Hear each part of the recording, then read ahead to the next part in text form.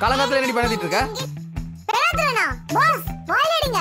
இது எங்க Chinese morning prayer. என்னது பிரேயரா? இரு முதல்ல நான் அன்இன்ஸ்டால் பண்றேன். பாஸ் என்ன பாஸ் கோச்சிக்கிறீங்க? நீங்க காலையில ரொம்ப சூடா இருக்கீங்கன்னு நினைக்கிறேன்.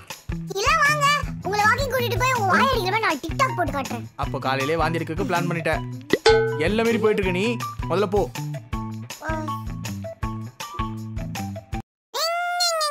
ஏய்